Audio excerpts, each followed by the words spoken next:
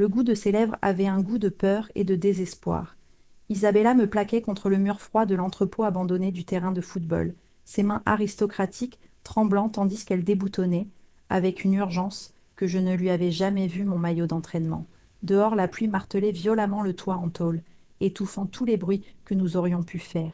Nous avions exactement 17 minutes avant que son chauffeur ne revienne. Valène, murmura-t-elle contre mon cou, et son souffle chaud fit frissonner chaque centimètre de ma peau. Si quelqu'un nous voit, personne ne nous verra, lui promis-je, même si nous savions toutes les deux que c'était un mensonge. À Saint-Miguel-de-Allende, les secrets duraient moins longtemps que les fleurs de Bougainvilliers, surtout des secrets comme le nôtre, surtout quand elle était l'intouchable épouse de Roberto Salazar et que j'étais la footballeuse lesbienne que tout le Mexique connaissait. Mais à cet instant, avec ses doigts emmêlés dans mes cheveux courts et son corps délicat pressé contre le mien, je me fichais de qui pourrait nous découvrir. Je me fichais de perdre mon contrat millionnaire avec Barcelone. Je me fichais que son mari puisse littéralement me tuer. Seule elle comptait. Maintenant, laisse-moi te raconter comment nous en sommes arrivés là. Comment une femme qui n'avait jamais désiré une autre femme de toute sa vie, parfaite, a fini par m'embrasser comme si j'étais sa dernière bouffée d'oxygène. Et comment moi, Valentina Reyes Cruz, la footballeuse la plus implacable du Mexique, me suis retrouvée complètement vaincue par une femme qui ne pouvait même pas m'appartenir. Avant de continuer, j'aimerais beaucoup que tu t'abonnes à la chaîne si ce n'est pas encore fait. Laisse-moi aussi dans les commentaires de quelle ville tu regardes cette vidéo. Et quand tu auras écouté toute l'histoire, note-la de 0 à 10 et dis-moi ce qui t'a le plus plu. Ton avis est très important pour moi. Tout a commencé un mardi d'avril, quand la chaleur de Guanajuato commençait déjà à cogner et que les rues pavées de San Miguel brillaient sous le soleil, comme si elles étaient faites d'or faux. J'étais arrivée dans cette ville coloniale 3 semaines plus tôt, fuyant le scandale médiatique de Mexico après être sortie publiquement en faveur du mariage pour tous. Les sponsors conservateurs m'avaient lâché comme des rats d'un bateau qui coule, et mon agent avait pensé qu'un profil bas dans une ville tranquille ferait du bien à mon image. Profil bas. Quelle putain de blague. Je donnais des cours particuliers de football à des filles et des adolescentes sur un terrain public près du jardin botanique El Charco del Ingenio, essayant de rester dans le circuit, en attendant que le transfert à Barcelone se concrétise. Le terrain était pourri comparé. Aux installations high-tech où je m'entraînais avec la sélection nationale, herbe irrégulière, cage rouillée, pas de vestiaire décent. Mais les filles en phono qui venaient s'entraîner avec moi avaient le feu dans les yeux. Cette même faim que j'avais à leur âge quand je jouais pieds nus dans les rues de Tepito. Ce mardi-là, je travaillais avec un groupe de 5 ados sur les techniques de dribble quand je vis la Mercedes-Benz noire se garer à côté du terrain. Ce n'était pas rare de voir des voitures de luxe à San Miguel, la ville grouillée de millionnaires gringos et mexicains de la haute société, mais celle-ci était différente. Vitres teintées, plaques officielles, un chauffeur en costume qui descendit d'abord pour ouvrir la portière arrière, comme s'il escortait la reine d'Angleterre. Et alors je la vis. Isabella, Montemayor de Salazar, descendit de la voiture comme si elle descendait d'un nuage. Robe midi en soie ivoire qui flottait dans la brise, lunettes de soleil immenses qui cachèrent la moitié de son visage, cheveux blonds, parfaits, tombant en vagues sur ses épaules. Derrière elle venait une adolescente d'environ 14 ans, clairement sa fille à cause des mêmes yeux verts, même si la gamine portait un jean déchiré et un maillot du Club América. Je restais figée, le ballon sous le pied, à la regarder comme une idiote pendant qu'elle marchait vers moi, avec cette grâce travaillée que seuls les riches possèdent. Les filles autour de moi s'étaient aussi tues. Tout San Miguel savait qui était Isabella Salazar, l'épouse trophée du constructeur le plus puissant de l'État, la femme qui apparaissait dans les magazines People pour inaugurer des galeries d'art et des événements caritatifs. Toujours parfaite, toujours inaccessible.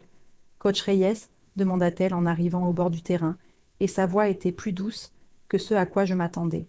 Polie, avec cet accent de la haute société Mexico qui traîne sur les voyelles. Excusez l'interruption, je suis Isabella Salazar, voici ma fille, Sofia. L'adolescente me salua d'un signe de tête timide, se mordant la lèvre inférieure. Elle avait le corps athlétique de quelqu'un qui fait du sport, pas la silhouette fragile de sa mère. Madame Salazar, répondis-je en essuyant la sueur de mon front, avec mon avant-bras. Je devais sentir l'herbe et l'effort, tout l'opposé de son parfum hors de prix, qui me parvenait jusque-là. En quoi puis-je vous aider? Elle ôta ses lunettes de soleil et me regarda droit dans les yeux. Ce fut comme recevoir un coup de poing dans l'estomac. Ses yeux avaient la couleur de la mer des Caraïbes sur les cartes postales, immenses et expressifs, bordés de cils trop parfaits pour être vrais. Mais il y avait autre chose dans ce regard. quelque chose que je reconnus immédiatement, parce que je l'avais vu dans mon propre miroir pendant des années. Une solitude profonde, de celle qu'aucune somme d'argent ni de bijoux ne peut combler. Sofia veut jouer au football sérieusement, expliqua Isabella en posant une main protectrice sur l'épaule de sa fille. Pas seulement à l'école, mais avec des ambitions professionnelles. J'ai fait des recherches, et vous êtes la meilleure entraîneuse disponible. J'aimerais vous engager pour des cours particuliers 3 fois par semaine. Maman, murmura Sophia gênée, tu n'es pas obligée de. Chut, mon amour, l'interrompit doucement mais fermement Isabella. Puis elle me regarda à nouveau. Je comprends que vous soyez très demandé, coach. Je suis prête à payer le prix qu'il faudra. J'aurais dû dire non. J'aurais dû inventer que mon agenda était complet, que je partais bientôt en Europe, n'importe quelle excuse. Parce que quelque chose dans la façon dont elle me regardait me disait que cette femme était un danger enveloppé de soierie italienne. Pas le genre de danger évident. Elle n'était ni violente ni cruelle, mais le genre de danger qui vous désarme complètement, sans que vous vous en rendiez compte avant qu'il ne soit trop tard. Mais ce qui sortit de ma bouche fut mardi, jeudi et samedi à 17 heures. 1000 pesos la séance. Et je n'accepte ni chèque ni virement, seulement du liquide. Pour la première fois, je vis quelque chose qui ressemblait à un vrai sourire toucher ses lèvres parfaitement dessinées. Parfait. Sophia sera là jeudi. Et vous demandai-je sans savoir pourquoi diable j'avais posé cette question. Vous resterez pendant les séances? Isabella pencha légèrement la tête, m'observant avec une intensité qui me fit me sentir nue malgré mes vêtements. Si ça ne vous dérange pas, j'aimerais rester. Le football m'intéresse. Menteuse, pensai-je, mais je hochai quand même la tête. Après leur départ, une de mes élèves, Lucia, une gamine de 13 ans, plus douée que la moitié de la sélection nationale, siffla doucement. C'est l'épouse de Don Roberto Salazar, dit-elle sur le ton de l'avertissement. Mon père dit que c'est l'homme le plus dangereux du Guanajuato, qu'il fait disparaître ceux qui le dérangent. Eh bien, répondis-je en shootant dans le ballon, pour le renvoyer au centre du terrain, avec plus de force que nécessaire, alors c'est une bonne chose que je n'ai pas l'intention d'embêter qui que ce soit. Allez, on recommence depuis le début. Et cette fois, Lucia, garde ton putain de centre de gravité bas quand tu dribbles. Mais cette nuit-là, seule dans mon appartement loué avec vue sur la parochia illuminée, je n'arrivais pas à cesser de penser à ses yeux couleur mer, à la façon dont ses mains délicates avaient légèrement tremblé quand elle avait enlevé ses lunettes, au parfum qui flottait encore dans l'air longtemps après son départ, à la façon dont, pendant une seconde, quand nos regards s'étaient croisés, j'avais vu en elle quelque chose que je reconnaissais trop bien, une faim. Pas celle que l'argent peut satisfaire, celle qui vous dévore de l'intérieur, jusqu'à ce qu'il ne reste plus que le désir. Je me servis un double tequila et essayai de me convaincre que j'imaginais des choses. Le jeudi arriva trop vite. Sophia se présenta à l'heure, cette fois sans sa mère, seulement avec le chauffeur qui resta garé à attendre dans la voiture. La gamine était douée, bonne technique, vision de jeu intelligente et cette agressivité maîtrisée qu'on ne peut pas enseigner. On travailla 1 heure sur les tirs de loin et le placement défensif. Ta mère n'est pas venue, commentai-je en rangeant les plots d'entraînement. Sophia haussa les épaules en buvant dans sa coûteuse gourde hydroflasque. Elle avait un déjeuner caritatif. Elle a toujours un truc de ce genre. Tu aimes le foot ou c'est son idée demandai-je carrément. Je n'avais pas le temps d'entraîner des gamines riches qui voulaient juste un hobby pour Instagram. L'adolescente me regarda avec une maturité surprenante pour son âge. J'adore le foot. C'est la seule chose qui m'appartient vraiment, tu vois. Tout le reste dans ma vie est contrôlé. L'école où je vais, les vêtements que je porte, les amis que j'ai. Mais sur le terrain, personne ne peut me dire quoi faire. Merde, cette gosse me plaisait. Alors on va bosser dur, lui dis-je en tapant mon poing contre le sien. Mais tu dois savoir qu'être footballeuse pro au Mexique, surtout femme, c'est un combat permanent. T'es prête à te battre? Je suis née prête, répondit-elle avec un sourire en coin, qui me rappela moi, au même âge. Le samedi, Isabella revint. Cette fois, elle portait un jean de créateur qui coûtait probablement plus cher que mon loyer mensuel, un chemisier en lin blanc et des sandales Hermès. Pas de lunettes de soleil, les cheveux attachés en queue de cheval basse. Elle paraissait plus jeune ainsi, plus accessible, même si elle restait totalement hors de ma portée.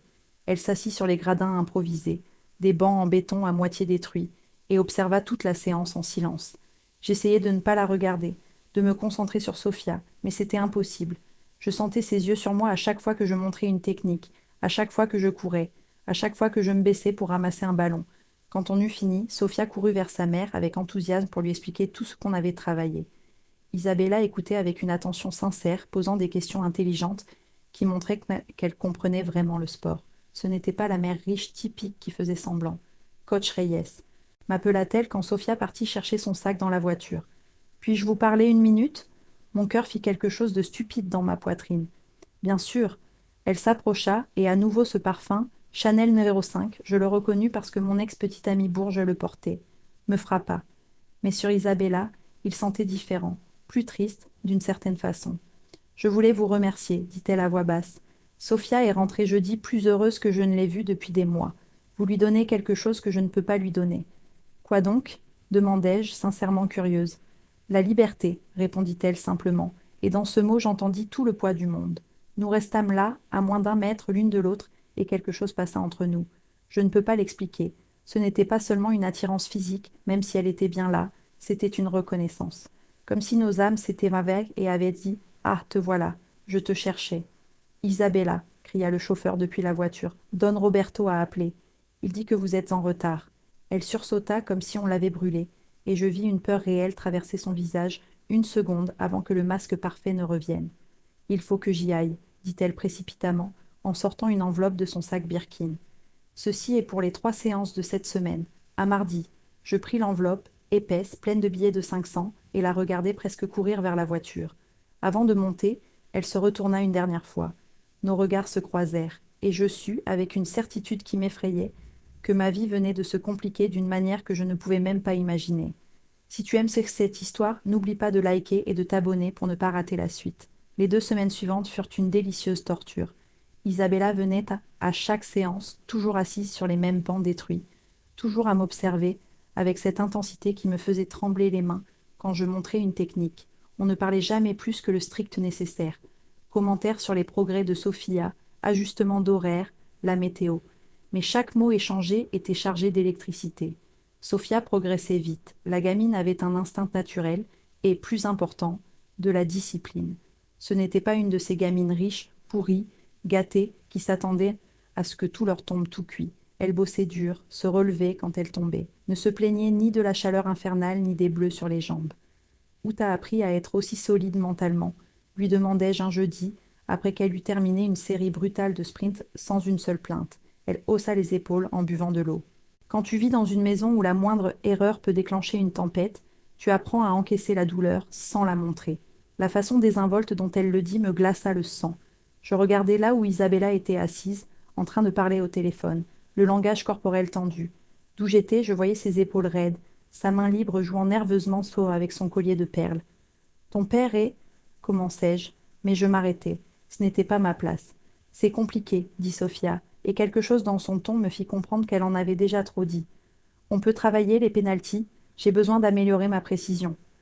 Je ne reposai plus la question, mais je commençai à observer davantage. Les petits détails que j'avais ignorés auparavant hurlaient maintenant des avertissements, la façon dont Isabella vérifiait son téléphone toutes les quelques minutes, presque compulsivement. Comment elle ne le laissait jamais hors de sa vue. Comment le chauffeur, un type énorme nommé Mauricio avec une tête de bulldog, était toujours là, à surveiller. Comment Isabella ne restait jamais plus de 5 minutes à parler avec moi sans vérifier l'heure.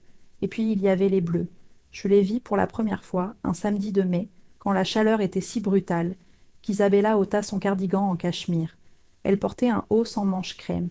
Et là, sur le haut de son bras gauche, il y avait des marques sombres de la taille de doigts, 5 points violets parfaitement espacés, comme si quelqu'un l'avait saisie violemment. Elle se rendit compte que je les avais vus. Nos regards se croisèrent, et dans ses yeux je lus la honte, la peur et une supplique silencieuse. Ne pose pas de questions, s'il te plaît, ne pose pas de questions. Je me détournai et repris l'entraînement, mais j'avais l'impression que de la lave coulait dans mes veines. Je connaissais ces marques. Je les avais vues sur ma mère quand mon père vivait encore avec nous, avant que maman ne trouve enfin le courage de le virer à coups de pied au cul. Je les avais vues sur des amis, sur des coéquipières qui souffraient en silence parce que dénoncer un homme puissant au Mexique, c'était signer soi-même sa condamnation à mort. Après la séance, pendant que Sophia ramassait les plots, je m'approchai d'Isabella. Elle rangeait son téléphone dans son sac en évitant mon regard. « Isabella, dis-je à voix basse, assez bas pour que Mauricio n'entende pas depuis la voiture. Si un jour tu as besoin d'aide... » « Je n'ai besoin de rien, m'interrompit-elle brutalement, et son ton fut comme une gifle. Mais ensuite ses yeux s'adoucirent, et pendant 1 seconde je vis la vraie femme derrière le masque parfait. Pardon, je ne voulais pas être grossière, c'est juste que les choses sont compliquées. Compliquées, répétai-je, incapable de garder le sarcasme hors de ma voix. C'est le mot chic que les riches utilisent Pour dire violent, elle devint pâle, plus pâle qu'elle ne l'était déjà, et je crus qu'elle allait s'évanouir. Instinctivement, je tendis la main pour la retenir, et quand mes doigts touchèrent dans son bras, nous nous figeâmes toutes les deux. Ce fut comme toucher un câble électrique. Je sentis la décharge parcourir tout mon corps, se concentrer dans des endroits que je ne devrais pas mentionner. À la façon dont ses pupilles se dilatèrent, je sus qu'elle avait ressenti la même chose. Madame Salazar, dit Mauricio depuis la voiture, sa voix grave, pleine d'avertissement. Vous avez rendez-vous. Isabella s'écarta de moi comme si je l'avais brûlée, arrangeant nerveusement ses cheveux. À mardi, murmura-t-elle sans me regarder dans les yeux, et elle courut presque vers la voiture. Cette nuit-là, je ne pus pas dormir. Je restai éveillée dans mon lit à regarder le plafond, essayant de comprendre ce qui m'arrivait. J'avais eu des copines avant, pas mal en fait, depuis que j'avais fait mon coming out à 16 ans. J'avais ressenti de l'attirance, du désir, même de l'amour avec certaines. Mais ça, c'était différent. Isabella était tout ce que je n'aurais jamais dû vouloir. Elle était mariée, à un homme dangereux. Elle avait une fille. Elle était riche, privilégiée, du genre de société qui m'avait rejetée toute ma vie parce que j'étais pauvre, métisse et lesbienne. Elle était hétéro, du moins c'est ce qu'elle croyait. Mais quand je la regardais, je voyais au-delà de tout ça. Je voyais une femme prisonnière d'une vie qu'elle n'avait pas choisie. Je voyais une intelligence gâchée, une passion réprimée, un esprit sauvage, enfermé dans des perles et de la soie. Je voyais une solitude qui faisait écho à la mienne. Et putain, je la désirais avec une intensité qui m'effrayait. Je me levai et allai dans mon atelier improvisé, la deuxième pièce de mon appart que j'avais transformée en espace d'art. Mes matériaux de peinture étaient interrangés dans un chaos organisé. Bombes, acryliques, pinceaux de toute taille, pochoirs que j'avais découpés à la main. Sur le mur, il y avait des esquisses pour ma prochaine fresque en tant que Corazon Rebelde. Je prévoyais de peindre quelque chose sur le pont près du marché artisanal. Mais cette nuit-là, je ne travaillais pas sur ce projet. À la place, je pris une toile vierge et commençai à peindre sans réfléchir, laissant mes mains bouger d'instinct. 2 heures plus tard, j'avais devant moi le portrait abstrait d'une femme emprisonnée derrière des barreaux dorés. Elle n'avait pas de visage défini, seulement des formes et des couleurs, blond platine, vert d'eau, ivoire, or, mais je savais exactement de qui il s'agissait. Et dans un coin de la toile, comme si elle essayait de l'atteindre, j'avais peint une main brune aux phalanges écorchées et portant un bracelet de coordonnées géographiques. « T'es foutue, Valentina, me dis-je à voix haute. Le mardi suivant, tout changea. Isabella arriva seule, sans Sophia, sans Mauricio, conduisant elle-même une BMW blanche qui coûtait probablement plus cher que tout mon appartement. Elle se gara loin du terrain, presque cachée derrière des arbres de jacaranda. Elle sortit de la voiture en jean noir moulant, simple t-shirt blanc et cheveux attachés en un chignon désordonné. Pas de maquillage, pas de bijoux, sauf son alliance. Elle paraissait 10 ans plus jeune, plus vraie, plus belle que ce qui devrait être légal. Elle marcha droit vers moi.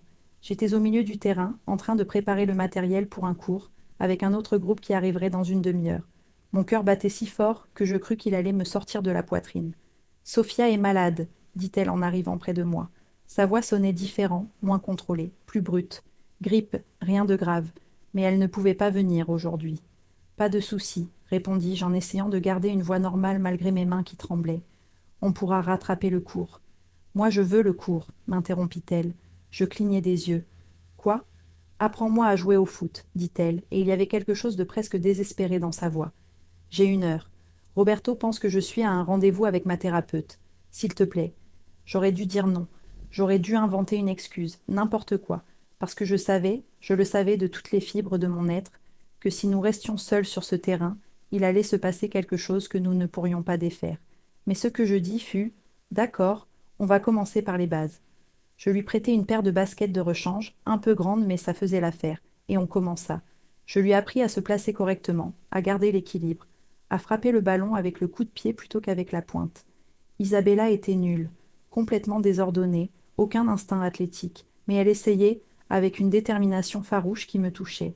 Et chaque fois qu'elle trébuchait, elle riait, un rire vrai et lumineux que je ne lui avais jamais entendu auparavant. « Je suis nulle à ça », halta-t-elle après avoir envoyé le ballon dans une direction complètement opposée au but. « Tu es honnête », corrigeai-je en courant chercher le ballon. « L'honnêteté vaut plus que le talent. » Quand je revins, elle était plantée au milieu du terrain, bras écartés, visage tourné vers le soleil, yeux fermés.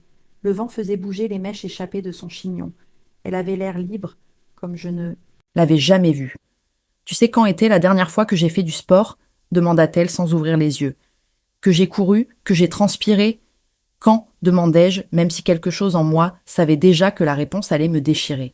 J'avais 19 ans, répondit-elle en ouvrant les yeux et en me regardant droit dans les yeux, avant que mes parents ne m'enferment dans cette clinique, avant qu'ils ne me transforment dans ça.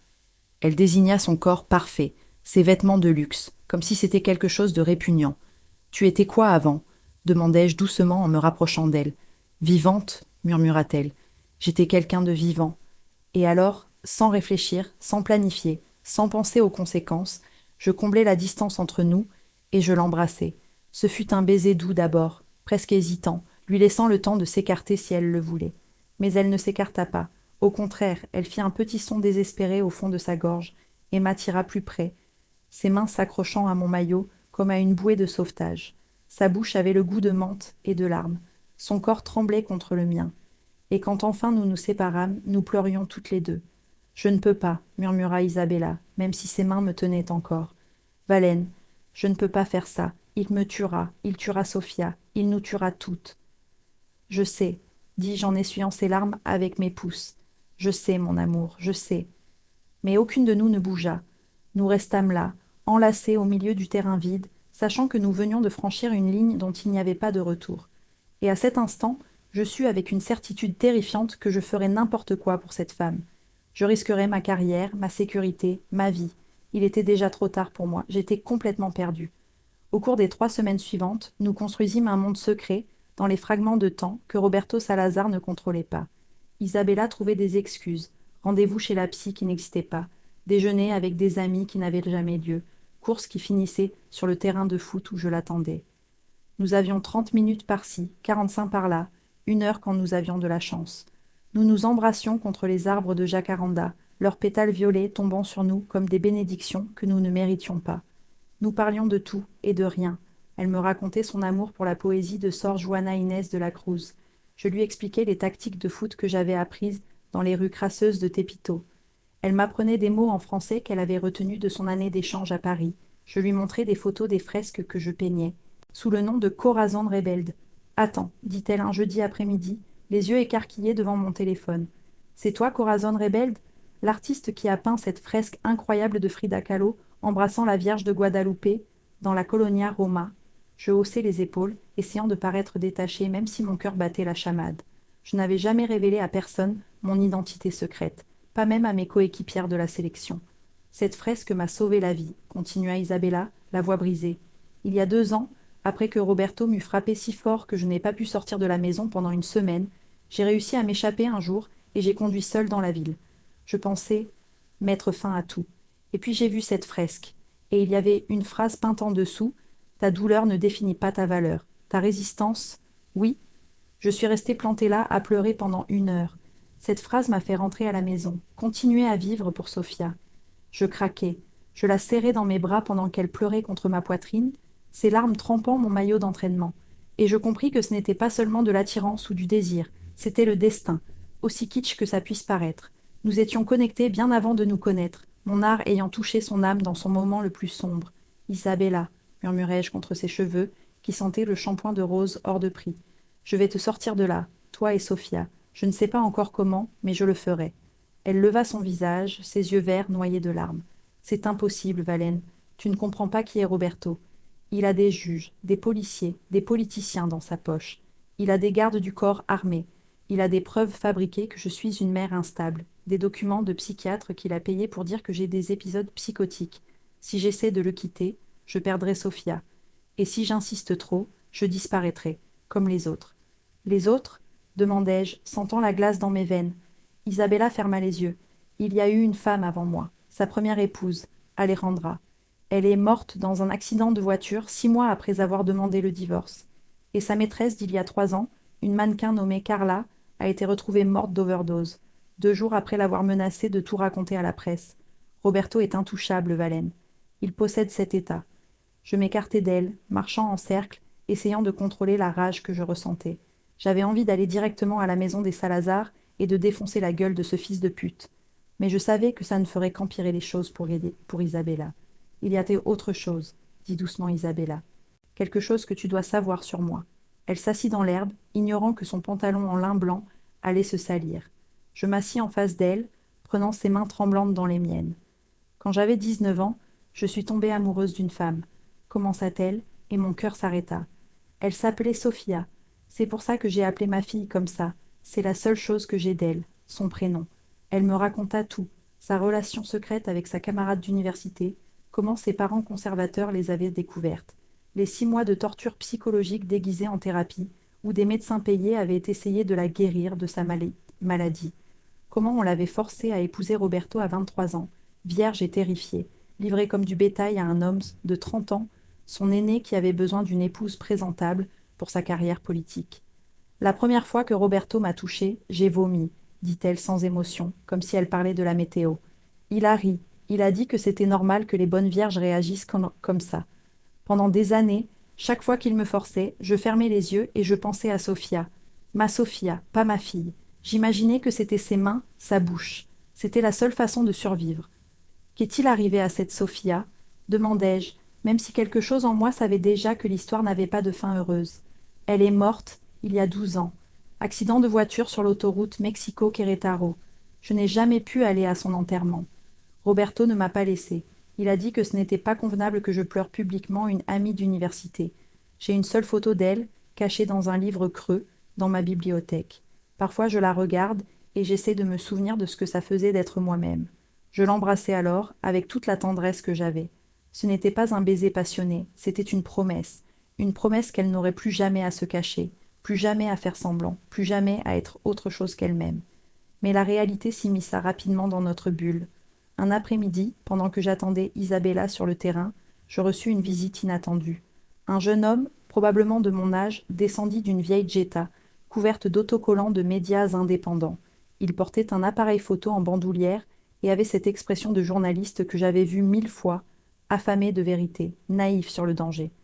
Valentina Reyes demanda-t-il en me tendant la main. Daniel Cortés, journaliste d'investigation. On peut parler? Mon instinct me hurlait de dire non, mais quelque chose dans son regard sincère me fit rester. De quoi? Qui ici est Roberto Salazar, dit-il à voix basse, regardant autour pour s'assurer que nous étions seuls. Ça fait 2 ans que je l'enquête. Détournement de fonds publics, blanchiment d'argent, lien avec le crime organisé. Et maintenant, j'ai des preuves qu'il détourne des ressources du programme national de sport féminin, y compris du football. Des millions de pesos qui devraient aller à des entraîneuses, du matériel, des bourses pour des filles défavorisées, vont directement sur ses comptes aux îles Caïmans. Je sentis comme si on m'avait donné un coup de pied dans l'estomac. Le programme dont il parlait était celui qui avait changé ma vie, la bourse qui m'avait sorti de Tépito, qui avait payé mon entraînement, qui m'avait donné la chance de devenir pro. Maintenant, des filles de mères célibataires comme la mienne n'auraient plus cette chance parce que ce fils de pute volait leur avenir. Pourquoi tu me racontes ça? Demandai-je, essayant de contrôler la rage dans ma voix. Parce que j'ai besoin de ton aide, dit Daniel en me tendant un document. Tu es une personnalité publique, une militante reconnue, quelqu'un que les gens écoutent. Si tu dénonces publiquement ça, avec les preuves que j'ai, on peut le faire tomber. On peut... Non, dis-je automatiquement, parce que tout ce à quoi je pouvais penser c'était Isabella, Sofia, ce que Roberto leur ferait, si je devenais son ennemi. Valentina, cet homme détruit l'avenir du football féminin au Mexique, insista Daniel. Ça ne te touche pas? Bien sûr que si, rétorquai-je. Mais il y a d'autres personnes impliquées, des innocentes qui seraient blessées. Daniel me regarda avec un mélange de déception et de compréhension. Il tient quelqu'un sous sa menace, hein? Il fait toujours ça. Il trouve le point faible des gens et il serre jusqu'à ce qu'il casse. Il me donna quand même sa carte. Si tu changes d'avis, appelle-moi. Mais dépêche-toi. Je prévois de publier mon enquête dans 3 semaines, avec ou sans toi. Et quand je le ferai, Roberto va réagir violemment. Toute personne près de lui sera en danger. Il partit, me laissant avec sa carte dans la main et un nœud dans l'estomac gros comme un ballon de foot. Quand Isabella arriva 20 minutes plus tard, je ne lui parlais pas de Daniel. Je ne lui dis pas que j'avais entre les mains la possibilité de détruire son mari, de la libérer de sa prison, parce que je savais aussi que le faire pourrait lui coûter la garde de Sophia, ou pire. À la place, je l'embrassais avec une urgence désespérée, essayant de mémoriser chaque détail, le goût de sa bouche, la texture de sa peau, le petit bruit qu'elle faisait quand je la touchais, comme si je savais que notre temps touchait à sa fin. « Qu'est-ce qui se passe ?» demanda-t-elle contre mes lèvres, sentant ma tension. « Tu es différente aujourd'hui. » « J'ai juste peur de te perdre, avouai-je. Elle prit mon visage entre ses mains délicates, me forçant à la regarder dans les yeux. « Valène, écoute-moi. Quoi qu'il arrive, Ces moments avec toi ont été les plus vrais de ma vie depuis 16 ans. Tu m'as rappelé qui je suis sous tous les masques. Si ça finit demain, si Roberto découvre, si je dois redevenir sa parfaite épouse pour toujours, au moins j'aurais eu ça. Au moins j'aurais été moi-même avec toi. Ce n'est pas assez, dis-je farouchement. Tu mérites plus que des moments volés. Tu mérites une vie entière, réelle, libre. Certaines prisons sont trop solides pour qu'on s'en échappe, répondit-elle avec tristesse. Mais toi, tu m'as donné des fenêtres dans mes barreaux, et parfois, les fenêtres suffisent pour survivre. Cette nuit-là, seule dans mon appartement, je sortis la carte de Daniel Cortés et la posai à côté de l'épais dossier de Barcelone, mon contrat millionnaire que je devais signer et renvoyer dans moins de 2 semaines. À ma gauche, l'opportunité de détruire le monstre qui torturait la femme que j'aimais. À ma droite, l'opportunité de fuir tout ce merdier et de construire la carrière dont j'avais toujours rêvé. Et au milieu, moi, Valentina Reyes, la footballeuse qui ne fuyait jamais aucun combat, qui choisissait toujours le chemin le plus dur, qui n'abandonnait jamais quelqu'un qui avait besoin de protection. Je pris mon téléphone et, avant de pouvoir me dégonfler, je composai le numéro de Daniel. Valentina Reyes à l'appareil, dis-je quand il décrocha. Raconte-moi tout ce que tu as sur Roberto Salazar. Et ensuite, je vais te raconter quelque chose qui va rendre ton enquête encore plus explosive. Parce que si j'allais perdre Isabella de toute façon, que ce soit à cause de Barcelone ou de la vengeance de Roberto, au moins je m'assurerais que ce fils de pute paie pour tout ce qu'il avait fait. Au moins je m'assurerais qu'elle et Sofia soient vraiment libres, même si je ne pouvais pas être là pour le voir.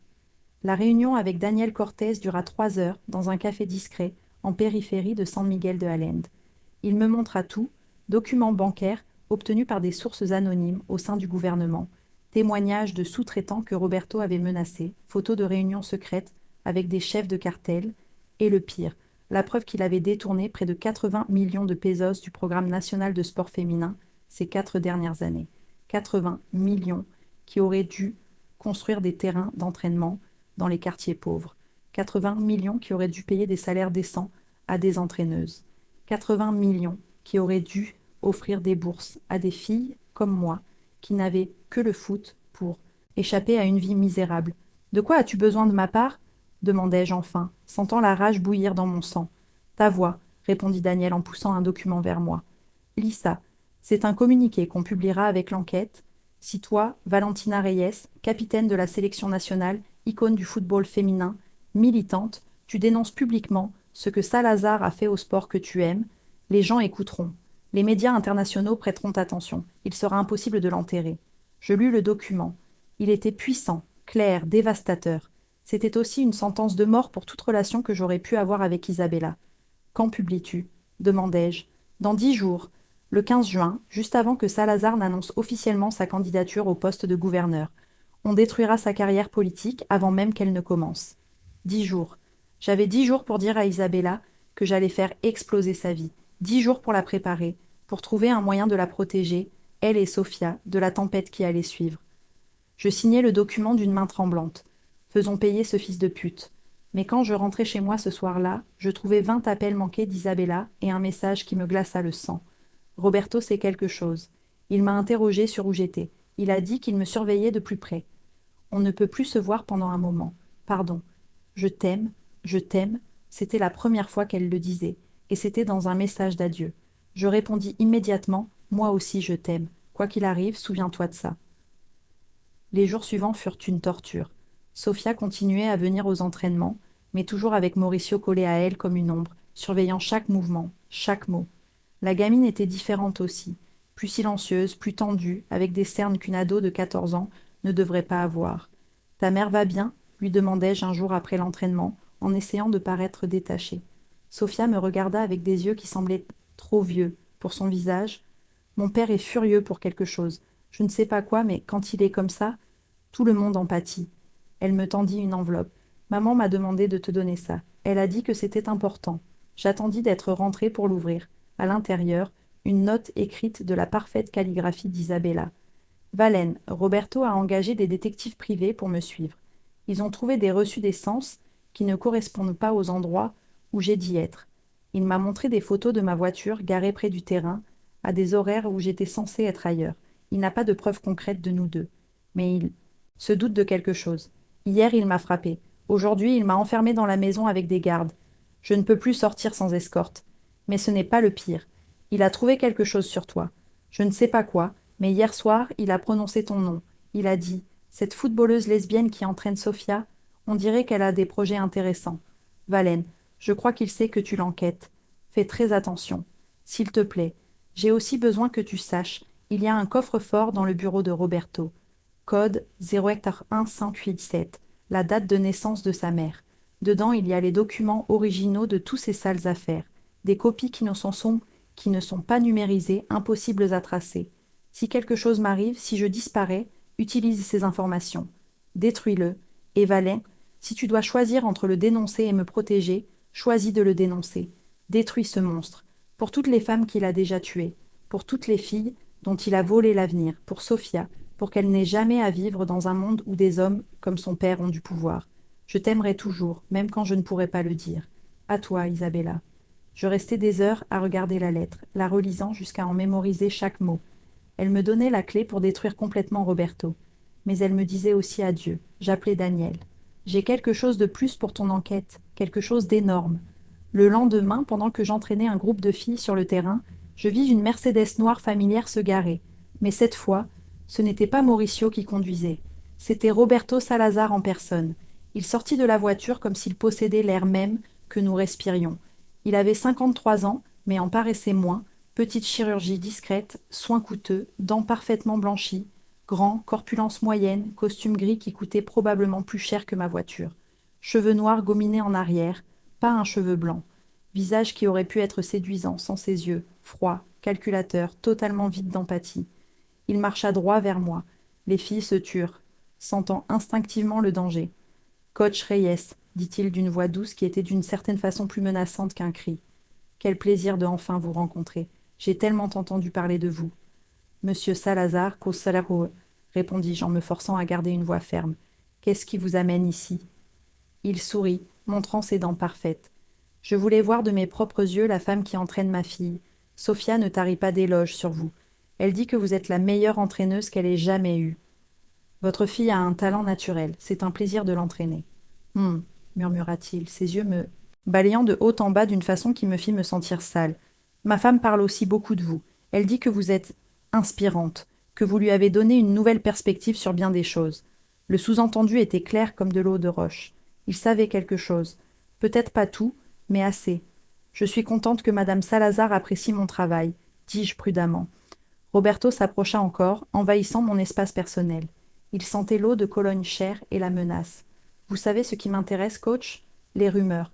Cette ville est petite, les gens parlent, et ces derniers temps, j'ai entendu des rumeurs très intéressantes sur certaines enquêtes journalistiques, sur de fausses accusations que certaines personnes prévoient de porter contre moi.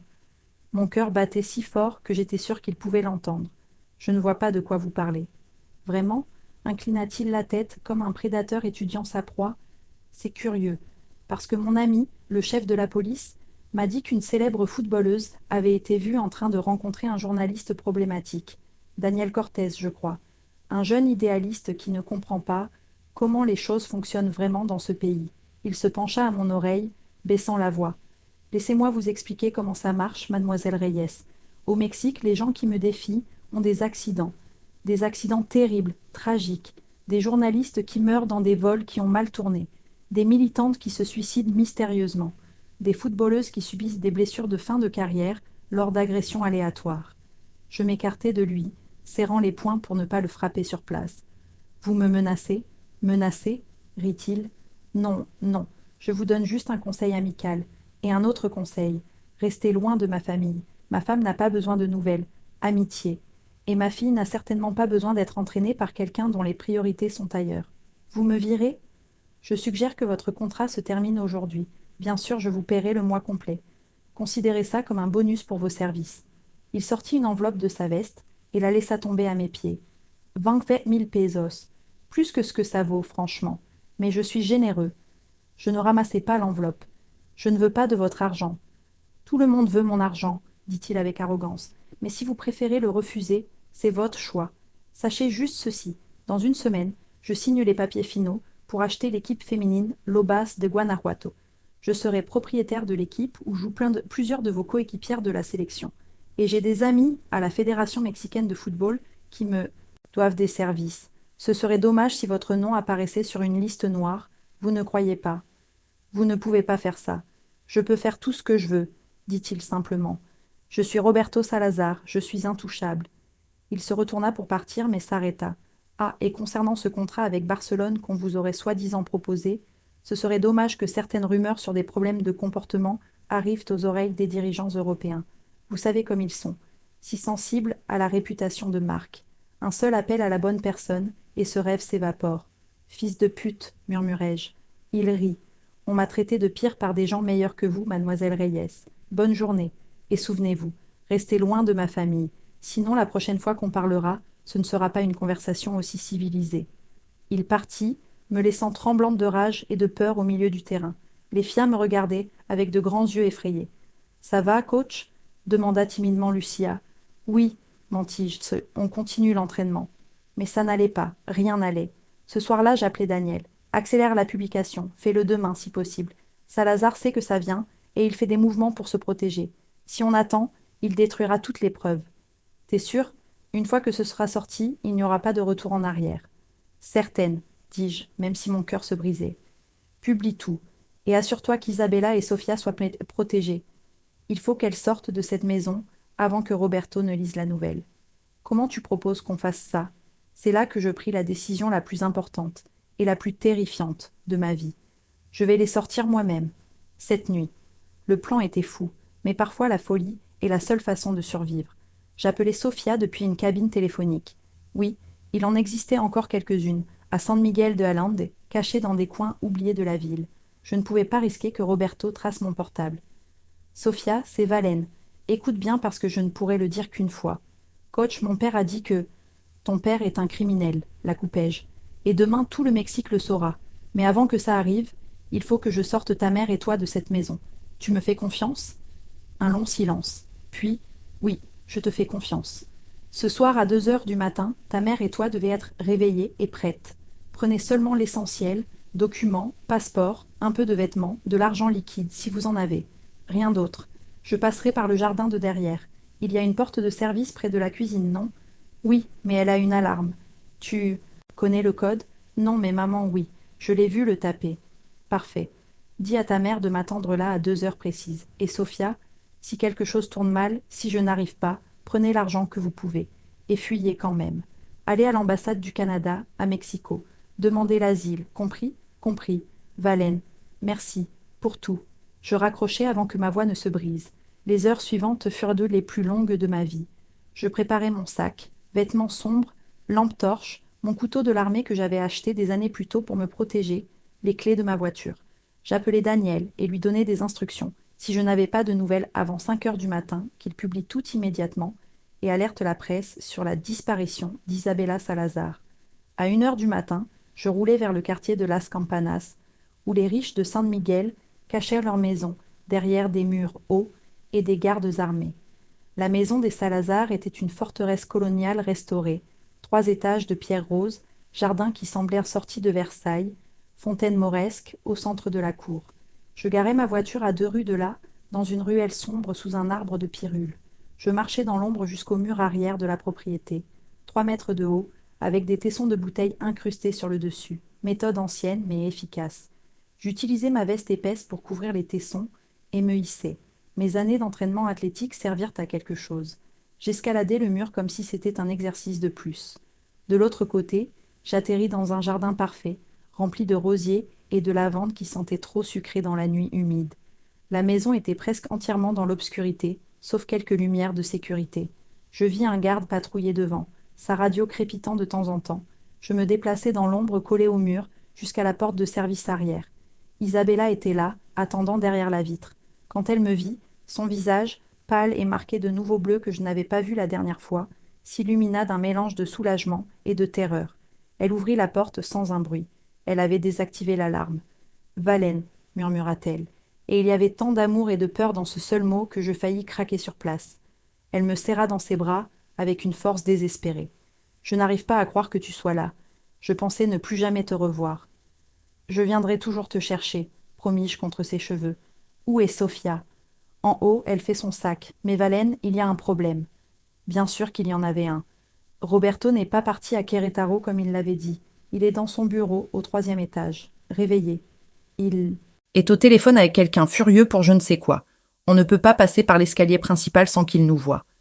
Il y a une autre sortie, l'escalier de service, mais il passe juste à côté de son bureau. S'il fait du bruit, alors on ne fera pas de bruit, dis-je avec plus d'assurance que je n'en ressentais. Va chercher Sophia. Descendez par cet escalier, je vous attends ici. Et si vous entendez quoi que ce soit, cris, coups, n'importe quoi, courez. Ne vous arrêtez pas, ne regardez pas en arrière, juste courez vers la porte et sortez. Compris ? Isabella m'embrassa alors, un baiser désespéré qui avait le goût de l'adieu. Si on ne s'en sort pas, on va s'en sortir, la coupai-je, je te le promets. Elle monta les escaliers comme un fantôme. Je restai dans la cuisine sombre, écoutant chaque son de la maison. Le tic-tac de l'horloge ancienne dans la salle à manger, le bourdonnement du frigo, le murmure lointain de la voix de Roberto dans son bureau. 5 minutes, 10, 15. Puis j'entendis des pas légers descendre l'escalier. Isabella apparut la première, avec une petite valise et son sac Birkin. Sophia la suivait avec un sac à dos d'école. Nous étions à 3 mètres de la porte de service, à 3 mètres de la liberté, quand tout partit en vrille. La lumière de la cuisine s'alluma. Roberto Salazar se tenait dans l'encadrement de la porte, un pistolet à la main et un sourire qui n'était que pure malveillance. « Où est-ce que vous croyez aller comme ça ?» demanda-t-il d'un calme terrifiant. « Et avec ma footballeuse préférée en plus. Comme c'est pratique. » Isabella se plaça immédiatement devant Sophia pour la protéger de son corps. Je me plaçai devant elles deux. « Roberto, s'il te plaît, » dit Isabella, sa voix tremblante mais avec une force que je ne lui avais jamais entendue. « Laisse Sophia partir, ça se passe entre nous. » « Entre nous » rit-il. « Non, ma chère épouse. Ça se passe entre moi et le monde entier qui pense pouvoir me défier. Tu crois que je ne sais pas ce que tu as fait, avec qui tu as été. » Il pointa le pistolet droit sur ma poitrine. « Cette salope lesbienne t'a mis des idées dans la tête. Elle t'a fait oublier ta place. Mais ne t'inquiète pas, je vais te la rappeler, après avoir tué ta petite amie devant toi. Si tu me tires dessus, dis-je en forçant ma voix à rester ferme, tu seras le suspect numéro 1. Je suis une personnalité publique. La presse posera des questions. Tu seras une nouvelle victime tragique de la violence au Mexique, répondit-il. Un cambriolage qui a mal tourné. Tu es entré chez moi pour voler, je me suis défendu. Légitime défense. J'ai des policiers, des juges, des légistes. Tous me doivent des services. Ta mort sera classée comme une statistique de plus. Papa, non, supplia Sophia en pleurant. S'il te plaît, ne lui fais pas de mal. Quelque chose changea sur le visage de Roberto quand il regarda sa fille. Pendant une seconde, juste une seconde, je vis une vraie douleur, comme s'il réalisait qu'il était en train de la perdre pour toujours. « Sophia, ma petite, » dit-il d'une voix plus douce, « c'est pour ton bien. Ces gens essaient de détruire notre famille, de t'éloigner de moi. Mais moi, je te protège. Je t'ai toujours protégée. En protégeant, en frappant sa mère, crachai-je, en la gardant prisonnière, en volant l'avenir de milliers de filles comme elle. Tu es un monstre, Salazar. » Ses yeux devinrent noirs de rage. « Ferme ta putain de gueule. » Non, continuai-je, parce que si j'allais mourir, autant le faire en disant la vérité. Dans quelques heures, tout le Mexique saura qui tu es vraiment. Chaque crime, chaque peso volé, chaque femme que tu as assassinée. Daniel Cortés a toutes les preuves, et moi je lui en ai donné encore plus. L'emplacement de tes coffres, les codes, tout. Même si tu me tues, même si tu tues Isabella et Sophia, il est déjà trop tard. Tu es fini. Je vis l'instant précis où il comprit que c'était vrai. L'instant où son empire imaginaire commença à s'écrouler dans son esprit. « Alors je n'ai plus rien à perdre, » dit-il, et son doigt se déplaça vers la gâchette. Ce qui se passa ensuite se déroula au ralenti. Isabella se jeta sur lui en hurlant quelque chose que je ne compris pas. Roberto pivota, surpris par son épouse, la timide, délicate, contrôlable Isabella, qui l'attaquait comme une lionne. Le pistolet partit, le bruit assourdissant dans l'espace clos, mais la balle ne m'atteignit pas. Roberto s'effondra, regardant avec incrédulité le sang qui fleurissait sur sa chemise blanche. Isabella se tenait au-dessus de lui, tenant l'arme à feu de ses mains tremblantes, ses yeux verts sauvages et magnifiques. « Ne touche plus jamais à ma famille, » dit-elle d'une voix qui ne trembla pas une seule fois. « Jamais plus. » Roberto essaya de parler, du sang bouillonnant sur ses lèvres, mais il n'en sortit qu'un gargouillis. Il s'écroula sur le dos, ses yeux perdant leur focus. « Maman, » murmura Sophia, paralysée par le choc. Isabella laissa tomber le pistolet comme s'il la brûlait. Je le ramassai avec mon maillot, effaçant les empreintes par réflexe, même si honnêtement je n'étais pas sûre que ça aiderait ou aggraverait les choses. « Il faut partir, dis-je tout de suite. Il est... » Isabella ne put terminer sa question, regardant le corps de son mari qui saignait sur le sol de sa cuisine parfaite. Je m'agenouillai, prenant son pouls, faible mais présent. Il est vivant, pour l'instant. Mais les gardes ont dû entendre le coup de feu. Il faut... La porte d'entrée s'ouvrit, avec fracas. Des voix qui criaient, des pas lourds qui couraient. J'attrapai Isabella et Sophia, les poussant vers la porte de service. Courez, maintenant. Nous sortîmes dans le jardin sombre au moment où les gardes entrèrent dans la cuisine. Leurs cris d'alarme en découvrant Roberto blessé résonnèrent dans la nuit. Nous courûmes comme je n'avais jamais couru, même pas lors des matchs les plus importants de ma vie. Nous traversâmes le jardin, escaladâmes le mur arrière. Je poussai Sophia d'abord, puis Isabella, sautant enfin moi-même tandis que j'entendais les gardes sortir derrière nous. Ma voiture était là où je l'avais laissée. Je fis monter Isabella et Sophia à l'arrière, démarrai et accélérai avant même que les portières ne soient là complètement fermées. « On va où » demanda Sophia, encore en pleurs. « À Mexico, » répondis-je en prenant l'autoroute qui nous sortirait du Guanajuato. Daniel Cortez a préparé un endroit sûr. Vous y serez protégés jusqu'à ce qu'on organise tout. Je lui ai tiré dessus, murmura Isabella, regardant ses mains comme si elle ne les reconnaissait pas. Je lui ai tiré dessus à Roberto. J'essayais de te sauver et je lui ai tiré dessus. Je conduisis d'une main, prenant la sienne de l'autre. Tu as fait ce qu'il fallait pour protéger ta famille. Tu as été courageuse. Courageuse, rit-elle sans joie. J'ai une peur bleue. Et s'il meurt? Et s'il survit et vient nous chercher? Et si la police? Daniel publiera l'enquête dès que je lui dirai qu'on est en sécurité. Expliquai-je. Quand les gens liront les crimes de Roberto, quand ils verront que tu es victime de années d'abus, quand ils comprendront que tu as agi en légitime défense pour protéger ta fille. Isabella, tu n'iras pas en prison, je te le promets. Tu ne peux pas promettre ça, dit-elle, mais elle serra ma main comme si c'était son seul lien avec la réalité. Nous roulâmes 4 heures sans nous arrêter, ne faisant qu'une seule pause dans une station-service déserte, où je changeais les plaques de ma voiture contre de vieilles que j'avais dans le coffre. Un truc appris dans les quartiers dangereux. Isabella et Sophia restèrent cachées à l'arrière, recouvertes d'une couverture. Quand le soleil commença à se lever sur les montagnes, nous arrivâmes enfin à Mexico.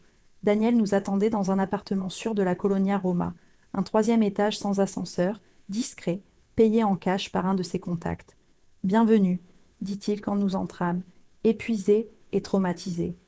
Vous êtes en sécurité ici, et Valentina, il faut que tu vois ça. » Il me montra son ordinateur. Sur l'écran, la une de tous les grands journaux mexicains hurlait le même scandale. Roberto Salazar, le constructeur du crime. Détournement de fonds publics de millions. Lien avec les cartels exposés. L'enquête de Daniel avait explosé sur Internet comme une bombe. Chaque détail que nous avions découvert, chaque document, chaque témoignage, tout était là, impossible à ignorer ou à enterrer. Il y a déjà des appels à son arrestation, continua Daniel. Le parquet général est sous pression massive pour agir. Et il y a plus, 3 anciennes employées de Salazar se sont déjà présentées avec des plaintes pour abus. D'autres femmes parlent, c'est comme si elles attendaient à que quelqu'un fasse le premier pas. Et pour l'incident d'hier soir, Puestam, demandai-je, Roberto Salazar est vivant, à l'hôpital, stable mais grave. Il y a une enquête en cours sur le coup de feu, mais... Daniel regarda Isabella avec compassion. Des théories circulent déjà sur les réseaux. Des gens qui ont vu tes bleus sur des photos d'événements publics, des journalistes qui avaient couvert ta retraite d'il y a quelques années.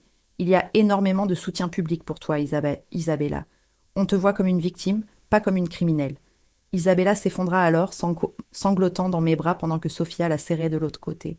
Des années de douleur, de terreur et de silence sortaient enfin d'elle par vagues. « C'est fini », lui murmurai-je en embrassant ses cheveux. « C'est terminé.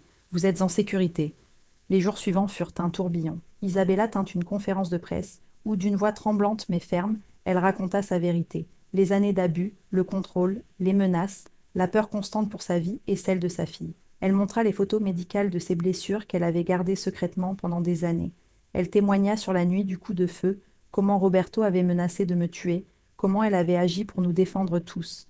Le Mexique l'a cru, ou du moins, assez de monde l'a cru.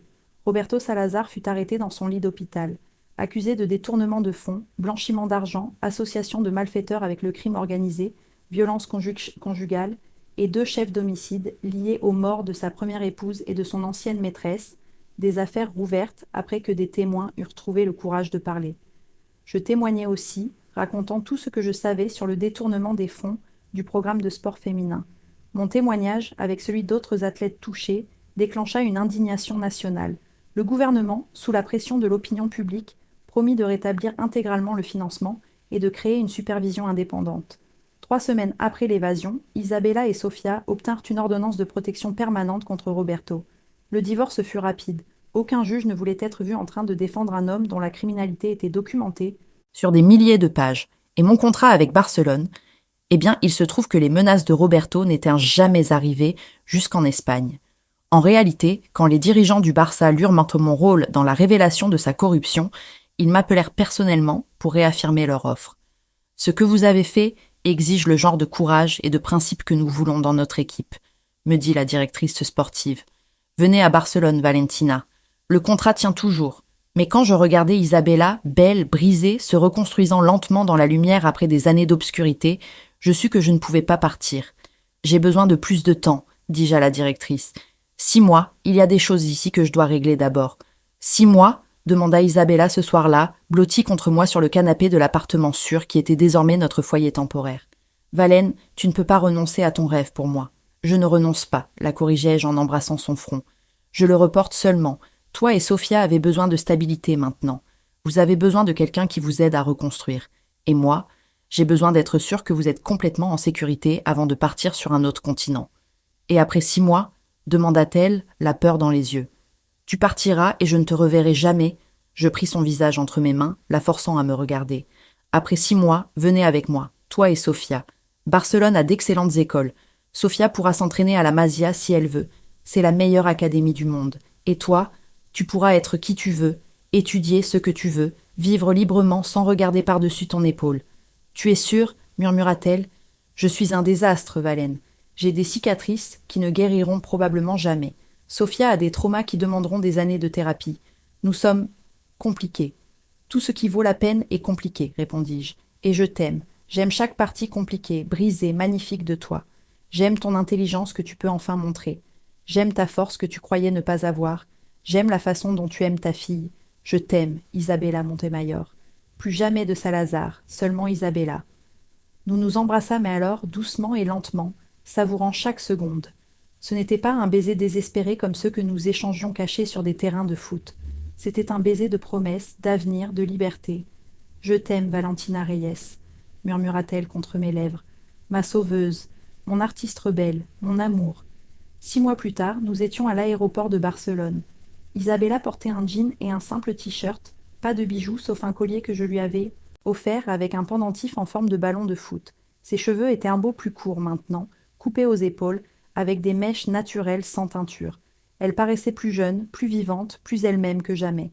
Sofia marchait devant, excitée, son sac à dos rempli de ballons et de rêves. Elle avait été acceptée à la Masia, après un essai, où elle avait impressionné tous les entraîneurs. Ma petite protégée allait devenir une star. « Prête pour ta nouvelle vie ?» demandai-je à Isabella pendant que nous attendions nos bagages. Elle prit ma main, entrelaçant nos doigts. « Prête pour ma vraie vie, celle que j'ai choisie, celle que j'ai construite, celle que je vivrai selon mes propres règles. » Cette nuit-là, dans notre nouvel appartement avec vue sur la Sagrada Familia, je fis l'amour à Isabella, pour la première fois. Pas dans un entrepôt caché avec la peur d'être découverte. Pas à la va-vite, en volant des minutes, mais lentement, pleinement, librement. Et quand elle cria mon nom au moment du plaisir, elle n'eut pas besoin d'étouffer le son. Parce que nous étions libres. Des mois plus tard, alors que je jouais au Camp Nou, devant 80 000 personnes, je vis Isabella et Sofia dans les gradins, hurlant mon nom. Isabella avait commencé des études d'histoire de l'art à l'université, utilisant enfin son esprit brillant. Sofia prospérait à la Masia, devenant la joueuse que j'avais toujours su qu'elle pouvait être. Et moi, j'étais plus qu'une footballeuse. J'étais militante, artiste, amante, figure maternelle. J'étais complète. Roberto Salazar fut condamné à 40 ans de prison. Son empire de construction fut démantelé, ses biens confisqués. Son nom devenu synonyme de corruption au Mexique. Mais ça n'avait plus d'importance. Ce qui comptait, c'était que 3 femmes, une footballeuse lesbienne de Tepito, une ex-épouse trophée libérée et une adolescente courageuse, avaient survécu, avaient combattu, avaient gagné, et nous avions trouvé quelque chose de plus précieux qu'aucune victoire sur un terrain. Nous nous étions trouvés les unes les autres, amour en temps de danger, liberté après des années de prison, vie après avoir survécu. Cette nuit-là, après le match, Isabella m'attendait à la maison avec un dîner qu'elle avait préparé elle-même, encore un peu brûlé, parce que cuisiner n'avait jamais été son fort, mais fait avec amour. « J'ai quelque chose pour toi, dit-elle en sortant un paquet emballé. Je l'ouvris. C'était un livre. une ancienne édition de poésie de Sor Juana Inés de la Cruz, et quand je l'ouvris, je trouvai 2 photos collées sur la première page, une de Sofia, son premier amour, souriante en noir et blanc, et une autre de nous, prise récemment sur les Ramblas, en train de nous embrasser sous le soleil espagnol, sans peur, sans honte, sans nous cacher. Passé et présent, expliqua Isabella, parce que les 2 m'ont fait ce que je suis, mais avec toi, j'ai un futur. Je l'embrassai alors, longuement et profondément, savourant le goût de la liberté sur ses lèvres. Dehors, Barcelone brillait de 1000 lumières. Dedans, nous avions tout ce dont nous avions besoin. Amour, liberté, futur, et c'était suffisant. C'était tout. Si tu as aimé cette histoire, n'oublie pas de liker et de t'abonner à la chaîne pour plus de contenu. Et surtout, laisse-moi une note de 0 à 10 en commentaire et dis-moi ce qui t'a le plus plu dans cette histoire. Ton avis est très important pour nous.